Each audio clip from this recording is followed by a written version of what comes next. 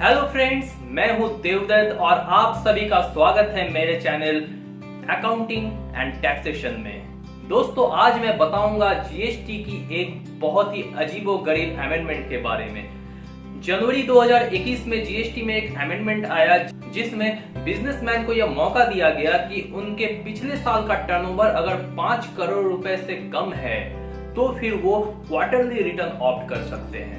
यानी कि जनवरी, फरवरी, मार्च इन तीनों महीने के 3B रिटर्न आप अप्रैल के 25 तारीख तक डाल सकते हैं, या फिर जिस स्टेट में जो डेट एप्लीकेबल होता है उसके हिसाब से आप क्वार्टरली रिटर्न डाल सकते हैं। लेकिन दोस्तों, इसमें यह बात है कि अगर आपका किसी भी मंथ में लायबिलिटी बनता है तो उसका पेमेंट आपको नेक्स्ट मंथ के 25 तारीख तक कर देना है।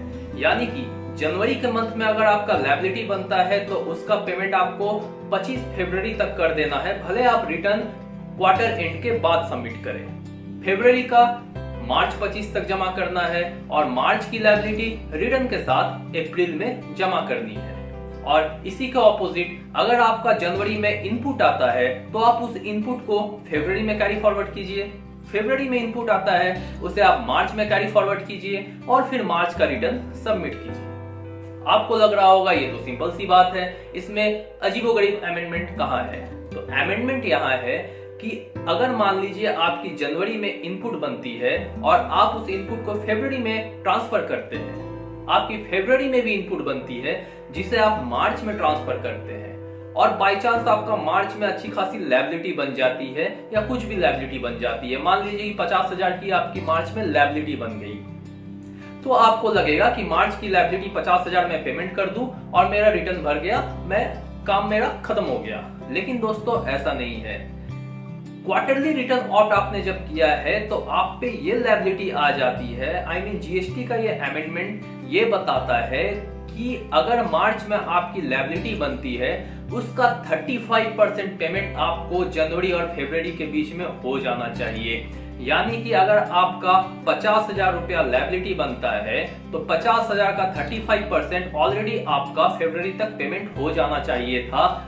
अगर आपने ये पेमेंट नहीं किया है तो 18% पर एनम के हिसाब से आपको इंटरेस्ट पेमेंट करना होगा। अगर आप इंटरेस्ट पेमेंट नहीं करते हैं तो कभी ना कभी आपके ऊपर डिमांड रेज किया जाएगा। दोस्तों, यही है वो अजीबोगरीब अमेंडमेंट कि आपको क्वार्टर एंड का, यानी कि मार्च का, अगर आप अप्रैल में जून का रिटर्न भर रहे हैं तो जून में आपको ये एज्यूम करना होगा कि मेरी लायबिलिटी आएगी और उसका 35% पेमेंट आपको पहले ही कर देना है जीएसटी के चालान के द्वारा। तो दोस्तों, अगर आपको इंटरेस्ट बचाना है तो फिर आप एडवांस टैक्स का पेमेंट जिस तरह से इनकम टैक्स में करते हैं, जीएसटी में भी आपको एडवांस पेमेंट करना होगा, भले ही आपको जनवरी, फरवरी या फिर अप्रैल या मई, मतलब कि किसी क्वार्टर के पहले 2 महीने में भले ही इनपुट आ रही हो, अगर क्वार्टर के एंड में आपका लायबिलिटी आता है तो उसका पेमेंट आपको एडवांस में 35% पहले ही करना होगा, अदरवाइज इंटरेस्ट दीजिए। अगर आप ये टैक्स का इंटरेस्ट बचाना चाहते हैं तो क्वार्टर एंड में आपको इतना परचेज कर लेना होगा कि आपकी लायबिलिटी क्वार्टर के एंड में भी ना आए। तो दोस्तों, यही थी ये अजीबोगरीब अमेंडमेंट।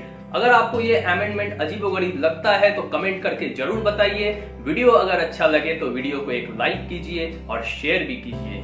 आज के वीडियो में इतना ही, आगे के वीडियो में दूंगा एक नई जानकारी। तब तक के लिए थैंक यू।